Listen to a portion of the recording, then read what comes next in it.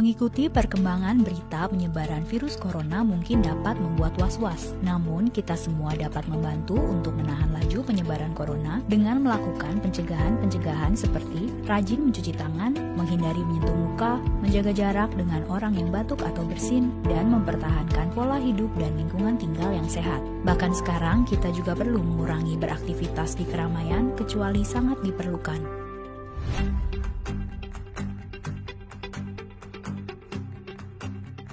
Mengapa hal ini perlu dilakukan? Dengan melakukan tindakan-tindakan preventif seperti ini sebagai individual, maka kita dapat membantu memperlambat laju penyebaran virus corona secara umum dengan mengurangi kemungkinan kita dan juga orang-orang terdekat turut tertular. Dampak besarnya, memperlambat laju penyebaran akan sangat membantu layanan dan pusat kesehatan kita seperti rumah sakit. Pelayanan juga dapat dilakukan secara maksimal, terutama bagi orang-orang yang paling membutuhkan bantuan medis. Tindakan preventif yang kita lakukan secara individual tidak hanya akan dapat melindungi diri kita, namun juga melindungi orang terdekat kita dan orang-orang lain yang lebih rentan dalam lingkungan kita.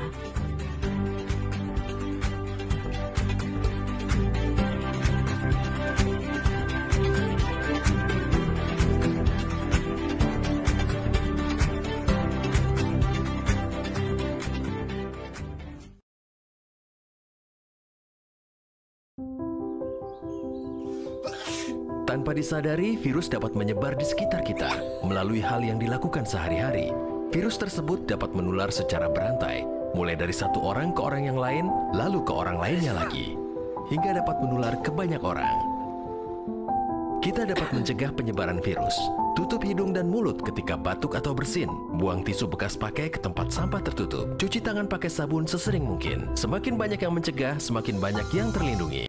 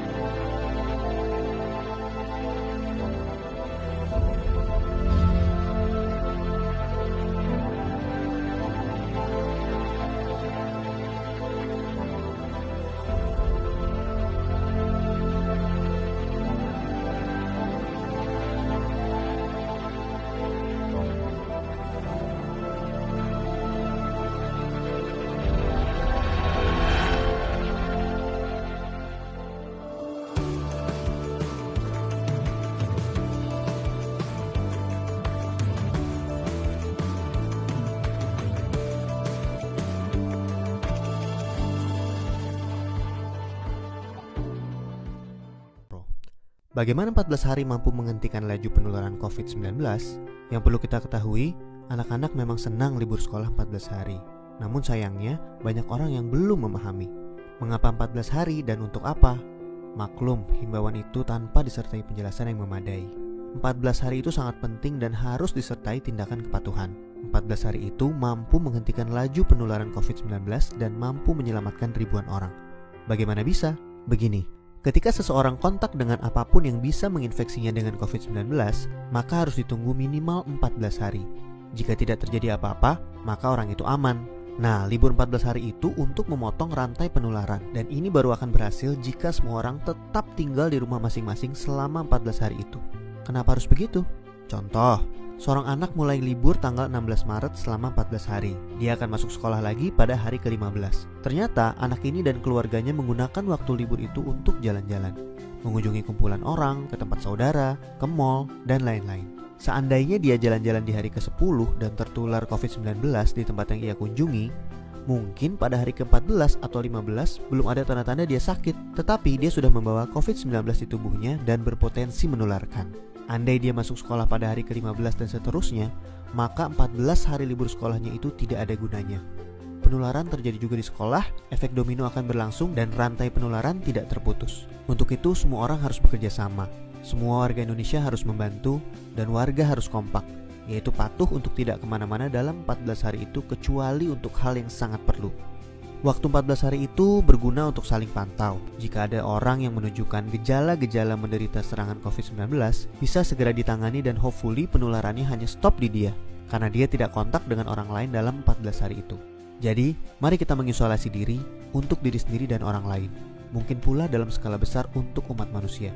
Mohon bantuannya untuk share dan jelaskan hal ini kepada orang lain, supaya semua patuh dan pemerintah terbantu untuk stop penularan COVID-19. Jika tidak, maka 14 hari libur itu percuma. 14 tahun pun tak bisa stop penularan. Semoga kondisi dunia segera pulih. Bismillahirrahmanirrahim.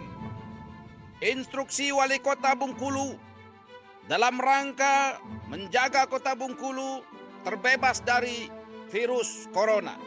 Pertama, meliburkan sekolah di Kota Bengkulu selama 14 hari ke depan.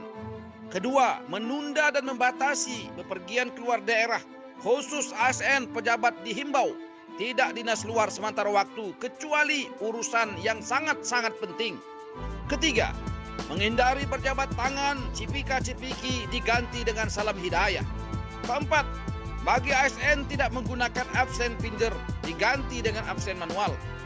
Kelima, di tempat umum, bank, layanan publik, mal, pengelola wajib menyediakan hand sanitizer, tempat cuci tangan. Keenam, meningkatkan cek kesehatan di bandara dan setiap pintu masuk keluar kota Bengkulu.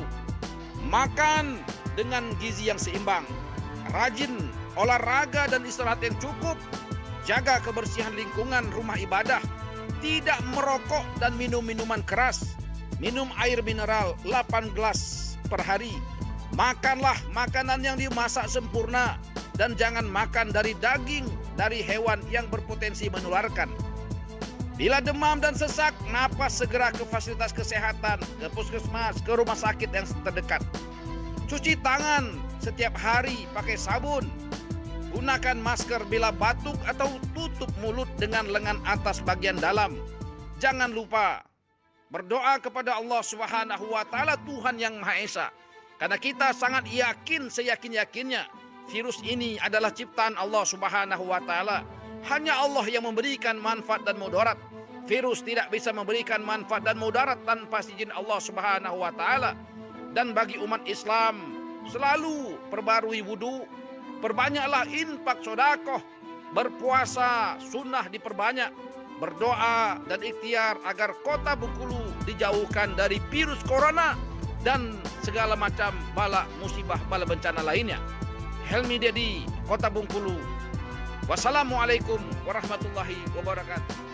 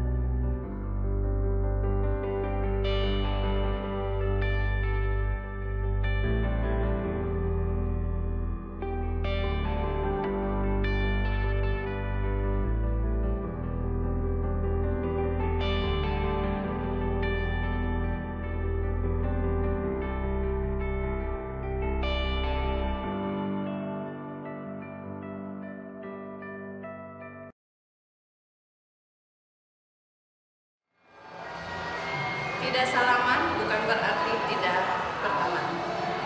Tidak salaman bukan berarti tidak sopan. Tidak salaman bukan berarti tidak menghargai.